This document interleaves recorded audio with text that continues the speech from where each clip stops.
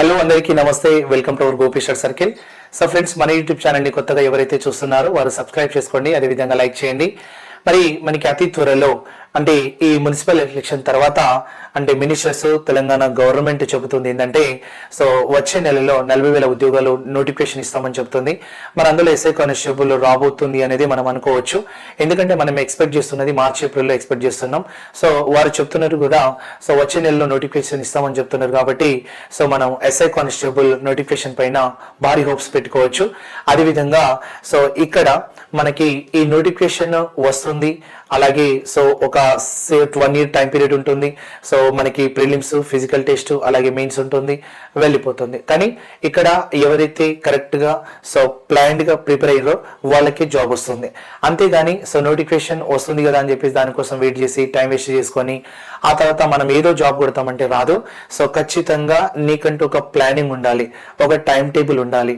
So ఒక time table నువ్వు ఎలా మార్చుకుంటున్నావు, సో మార్నింగ్ ఏ టైంకి లేస్తున్నావు, ఈవినింగ్ ఏ టైం వరకు చదువుతున్నావు, సో మధ్యలో క్లాసెస్ ఎలా వింటున్నావు అనేది కంప్లీట్గా నీకంటూ ఒక ప్లానింగ్ ఉండాలి. ఆ ప్లాన్ తోటి ఈ డైలీ ఎలా చదువుతున్నావు, ఎన్ని సబ్జెక్టు కవర్ చేస్తున్నావు, సిలబస్ పైన మొత్తం నీ గ్రిప్ లో ఉందా లేదా అని చూడాలి. సో మనకి ఇక్కడ కానిస్టేబుల్లో 120 కంటే అంటే తగ్గద్దు, 120 ఎబోనే ట్రై చేయండి. అంటే ఎగ్జామ్ మార్క్స్ మాత్రమే, మళ్ళీ గ్రౌండ్ తోటి అనుకోకండి. ఒకవేళ మరి ఎస్ఐ అయితే మాత్రం ఖచ్చితంగా సో 260+ అనేది టార్గెట్ పెట్టుకొని సో దాన్ని ఆ 260 రావాలన్నా ఈ 120 ఎబో రావాలన్నా నువ్వు ఎంత కష్టపడాలనేది నువ్వు ఆలోచించుకో. సో ఇప్పుడు టైం వేస్ట్ చేయకుండా సో మనం డిఫరెంట్ సబ్జెక్ట్స్ పైన సో ఫోకస్ చేయండి. అందులో ముఖ్యంగా మనం చెప్పుకోవాల్సింది అర్థమెటిక్ రీజనింగ్. అర్థమెటిక్ రీజనింగే ఇక్కడ జాబ్ డిసైడింగ్ సబ్జెక్ట్స్ అని చెప్పొచ్చు. మరి ఈ 2 సబ్జెక్టుల పైన ఫుల్ గ్రిప్ ఉంటే అంటే నువ్వు కానిస్టేబుల్లో 50కి 45 స్కోర్ చేయాలన్నా, అలాగే ఎస్ఐలో 120 to 130 స్కోర్ చేయాలి అన్నా ఖచ్చితంగా ఇప్పుడు నేను ఏదైతే కంటెంట్ చెప్తున్నానో అటువంటి కంటెంటే వినాలి. సో ఏదో సింపుల్గా ఉంది కదా అని చెప్పేసి మీరు ఏదో చిన్న నేర్చుకుంటే అవి రావు. సో ఖచ్చితంగా సీరియస్గా పట్టుదలతోటి నువ్వు ఖచ్చితంగా ఒక టఫ్ ప్రాబ్లమ్స్ అంటే సో ఎబో యావరేజ్ ప్రాబ్లమ్స్ని ఎక్కువ ప్రాక్టీస్ చేస్తే అంటే ఒక సింపుల్ ప్రాబ్లమ్స్ కావచ్చు, లేదంటే యావరేజ్ ప్రాబ్లమ్స్ కావచ్చు, నువ్వు ఈజీగా సాల్వ్ చేయగలుగుతావు. సో స్కోర్ చేయాలి అని అంటే ఖచ్చితంగా మనం ఒక దానికంటే మనం టార్గెట్ అవ్వాలనుకున్నది 40-45 మార్క్స్ అన్నప్పుడు నువ్వు ఎంత ప్రాక్టీస్ చేస్తే 40-45 వస్తుంది అనేది ఆలోచించుకోండి. అర్థమవుతుందా? సో అందుకోసం ఎక్కడ మీరు నెగ్లెక్ట్ చేయకూడదు.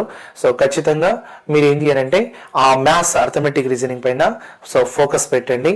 మీకు ఒక అవకాశం ఏంటిది అని అంటే సో అటువంటి కంటెంట్ మంచి స్కోరు, హై స్కోరు, ఒక టాప్ స్కోర్ చేయాలి అనుకుంటే అది సో ఓన్లీ ఒక గోపిసార్ క్లాస్ మాత్రమే వినొచ్చు. ఎందుకు నేను ఇదేదో ఇట్లా ఓవర్గా చెప్పట్లేదు, ఎందుకంటే నేను చెప్పే నోట్స్ ఎలా ఉంటుంది అని అంటే కంప్లీట్గా డిఫరెంట్, ఒక అప్కమింగ్ క్వశ్చన్స్ ఇలా నిజంగానే ఉంటుంది అన్నట్టు ఉంటుంది. కాబట్టి సో మన నోట్స్ని మీరు ప్రిపేర్ అవ్వండి.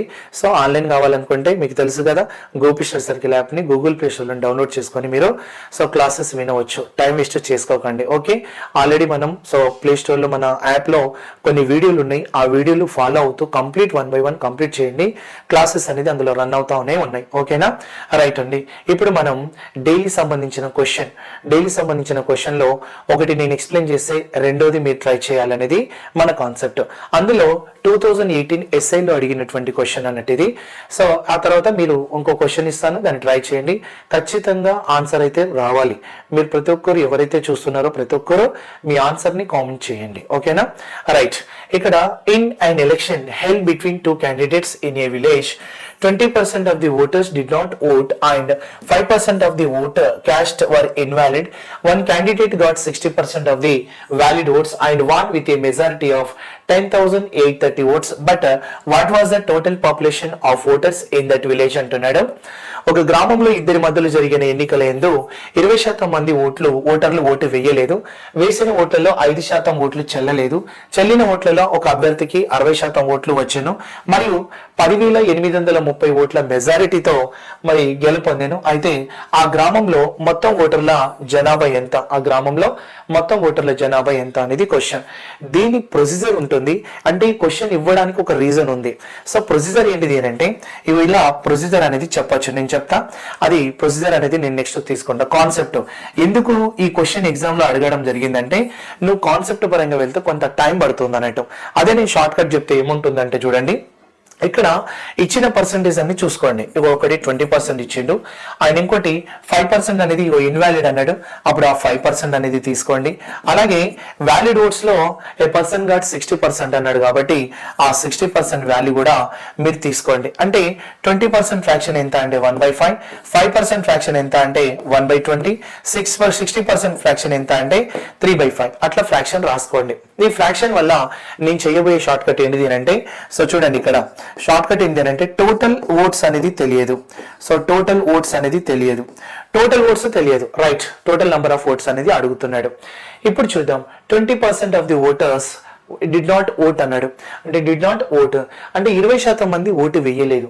మనం ఫ్రాక్షన్ దీన్ని కన్వర్ట్ చేసినప్పుడు దీన్ని బై ఏం రాస్తున్నాం, 5 రాస్తున్నాం. అంటే టోటల్ బై 5 కాబట్టి దాన్ని బై డినామినేటర్ వాళ్ళని ఏమంటున్నాం, టోటల్ అంటున్నాం. మరి టోటల్లో ఒక భాగం మెంబర్స్ ఓటు వేయనట్టే కదా. 5 పార్ట్స్ లో ఒక పార్ట్ వేయకుంటే ఎంతమంది వేసినట్టు, 4 పార్ట్స్. అప్పుడు 4/5 అని తీసుకోవచ్చు. అలాగే అంటే వేసిన వాళ్ళు అంటే పోల్డ్ ఓట్స్ అని చెప్పాలి అన్నట్టు, అర్థమవుతుందా, పోల్డ్ ఓట్స్ అని చెప్పాలి. మరి వేసిన వాళ్ళలో అంటే ఇప్పుడు వీళ్ళు వేసిన వాళ్ళు, ఈ టోటల్ ఎవరిది అని అంటే వేసిన వాళ్ళ పైన తీసుకుంటాం, పోల్డ్ ఓట్స్ పైన తీసుకుంటాం. కాబట్టి పోల్డ్ ఓట్స్ 20 పార్ట్స్ అయితే 1 పార్ట్ ఇన్వాలిడ్ అన్నాడు. మరి వ్యాలిడ్ ఎంత, 19 తీసుకుంటాం, 19/20. మరి ఏ పర్సన్ గాట్ 3/5 అన్నాడు. మరి 3/5 అంటే రెండో వ్యక్తి ఎంత ఉండాలి, 2/5. అంటే 5 లో 3 వచ్చినప్పుడు 5 లో 2 వస్తుంది, 5 లో 3 వచ్చినప్పుడు 5 లో 2 వస్తుంది. అలాంటప్పుడు 5 లో 3 వచ్చినప్పుడు 5 లో 2 వస్తే ఈ రెండింటి మధ్య డిఫరెన్స్ ఎంత అంటే 1/5 వస్తుంది. ఈ రెండింటి మధ్య డిఫరెన్స్ ఎంత, 1/5. అప్పుడు మనం ఏం రాసుకోవచ్చు అంటే 1/5 అనేది తీసుకోవాలి. ఏం రాసుకోవచ్చు, 1/5. ఇది డిఫరెన్స్ అవుతుంది. 1/5 అనేది ఏమవుతుంది అని అంటే డిఫరెన్స్ అవుతుంది. ఎందుకు, వీడికంటే 10,800 ఓట్లు 830 ఓట్ల మెజార్టీతో గెలుపొందింది అన్నప్పుడు మనం ఏం రాసుకోవచ్చు అంటే 10,830 ఓట్స్ మెజార్టీ అన్నాడు కాబట్టి 10,830 ఓట్స్ అనేది తీసుకుంటాం. మరి ఇప్పుడు మనం ఇక్కడ చూడండి టోటల్ ఓట్స్, ఆ తర్వాత పోల్డ్ ఓట్స్, తర్వాత వ్యాలిడ్ ఓట్స్, తర్వాత డిఫరెన్స్. చూడండి పోల్డ్ ఓట్స్, తర్వాత వ్యాలిడ్ ఓట్స్, తర్వాత డిఫరెన్స్ అని తీసుకోవచ్చు. అప్పుడు ఇలా డిఫరెన్స్ తీసుకుంటే వచ్చే వాల్యూ డిఫరెన్స్ అన్నట్టు. అప్పుడు దీన్ని క్యాన్సిల్ చేయండి. 19 తీసుకుంటే 19 ఇక్కడ 5 95. అలాగే తీసుకుంటే మనకి 95 తర్వాత రిమైనింగ్ ఏముంది, సో 13. అప్పుడు 133 కాబట్టి 19 7 అంటే 570 అవుతుంది. 4 తీసుకుంటే 4 ఎంత అంటే 5 అవుతుంది. అప్పుడు 5 × 5 × 5 × 570 అని రాయాలి. అప్పుడు మనం తీసుకునే చూడండి 5 × 5 × 5 5 × 5 × 5 ఎంత అంటే 125. 125 ఇంటూ ఎంత అంటే 570 అని తీసుకుంటాం. అర్థమవుతుందా. అప్పుడు 0కి 0 0కి 0 125 × 7 చేయలేం కాబట్టి 57 × 5 లేదంటే 5 × 25 తీసుకోండి. 57 5 5 25 5 35 అంటే 285 రాసుకోవచ్చు, right. Remaining 28. 57 2s 114. 114 plus 8 122 plus 20 142.